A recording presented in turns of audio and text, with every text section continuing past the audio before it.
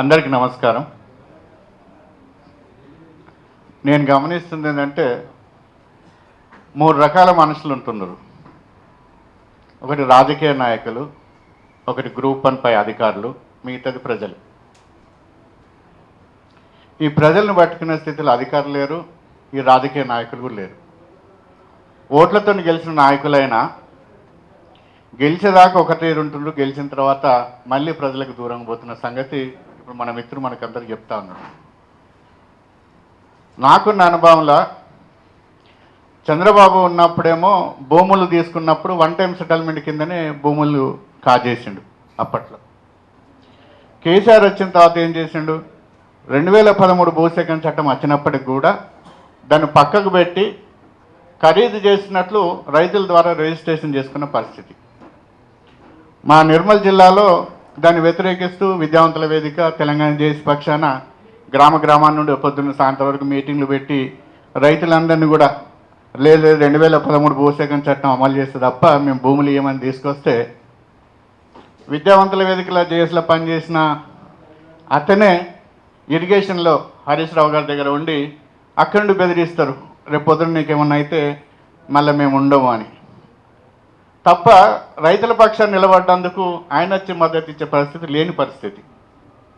కానీ చివరికి రైతులు కూడా ఏంటంటే ఎప్పుడైతే కొంచెం వాళ్ళు అనుకున్న దానికి కూడా ధర పెరిగిందో వాళ్ళు కూడా సర్దిపడే పరిస్థితి అక్కడ ఏర్పడ్డది. ఇథనాల్ విషయంలో కూడా అదే. నిజానికి రాజకీయ నాయకులు, అధికారులు, కలెక్టర్ గారు కానీ, ఎస్పీ కానీ, ఆ స్థాయి రెవెన్యూలు వాళ్ళు వీళ్ళందరూ ఒక్కటైతున్నారు కాబట్టి ప్రజలను మోసం చేస్తుంది తప్ప ఇంకా వేరే కాదనేది మనకు స్పష్టంగా కనబడుతుంది. అందుకే ఆ రాజకీయాలకే మరి ఉద్యమకాలు కూడా పోతే ఎట్లుంటుందేమని నాకు అనిపిస్తుంది. ఇప్పుడు సరస్వతి కవల గారు ఉన్నారు, దాన్ని ఓట్ల రూపంగా మలిచి మీరే ఆ ప్రజలకి మనం ఉండగలిగితేనే నిజానికి ప్రజల పక్షం నిలబడతలేమని అంటే నమ్మకం అయితే లేదు. రాజకీయాలపైన మనం కూడా మారుతామని అనిపిస్తుంది.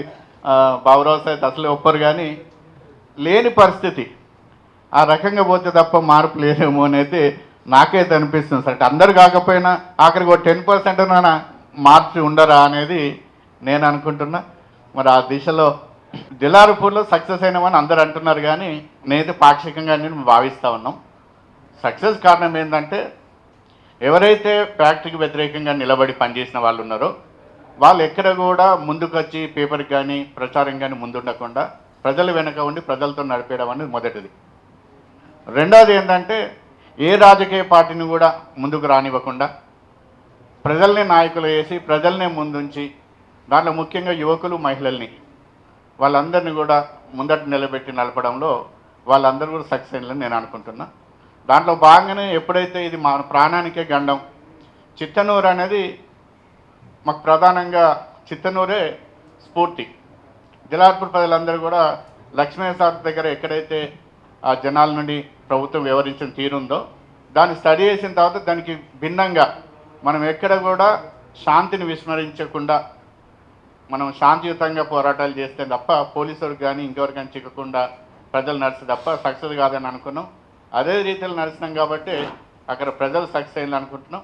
నిజానికి ప్రజలు మహిళలను ఒప్పుకోవాల్సింది ఏంటంటే ఇల్లుకి ఇల్లు పిల్లలతో సహా ఇల్లుకి తాళం వేసి వేలాది మంది రోడ్డు మీదకి ఎక్కి పొద్దున్న నుండి రాత్రి వరకు 12 గంటల రాత్రి దాకా కూడా రోడ్డు మీద కూర్చున్న పరిస్థితి అనేది నిజంగా అభినందించదగ్గం. నిజంగా ఆ మహిళలకైతే ఎప్పుడు కూడా జోహర్లే, వాళ్ళకు అభినందనలు ఎప్పుడు కూడా చెప్పాల్సిన అవసరం అయితే దిలార్పూర్, గుండంపల్లి ఆ తదితర గ్రామ ప్రజలకు ఆ మహిళల స్ఫూర్తి నిజానికి ప్రపంచానికే అని నేను అనుకుంటా. నాకు తెలిసైతే నా జీవితంలో ఎక్కడ కూడా అటువంటిది వినలేదు. ఆ మహిళ ఆ రోజు రవణ గారి దగ్గర ఉన్నాం, ఆ రోజు మమ్మల్ని కూడా ఒక ఎమ్మెల్యేని తీసుకెళ్ళినట్టు ఆ పరిస్థితి ఏర్పడుతుందో కూడా అనుకున్నాం. కానీ తెల్లారి పొద్దున్నే మళ్ళీ 6 గంటలకు లేచి మళ్ళీ మహిళలందరూ కూడా రోడ్డు మీదకి వచ్చి అక్కడే వంట వరపు చేసుకొని మళ్ళీ రాత్రి వరకు కూడా ప్రభుత్వం దిగొచ్చేంత వరకు 3 డిమాండ్లు పెట్టుకొని 3 డిమాండ్లు సాధిస్తే తప్ప మేము కదలమని కూర్చుంటే అప్పటిదప్పుడు ప్రభుత్వం దిగొచ్చి ఆ 3 హామీలు ఇచ్చి ఆ ఫ్యాక్టరీని రద్దు చేస్తామనే హామీతో పాటు కేసులు కూడా ఎత్తేస్తామని చెప్పినాక మాత్రమే జనాలు ఇంటికి పోయిన పరిస్థితి. మరి ఇప్పటికి కూడా ఎక్కడ కూడా రాతపూర్వకంగా ఫ్యాక్టరీ రద్దయినట్లేదు, కేసులు కూడా ఇక్కడ నడుస్తూనే ఉన్నాయి.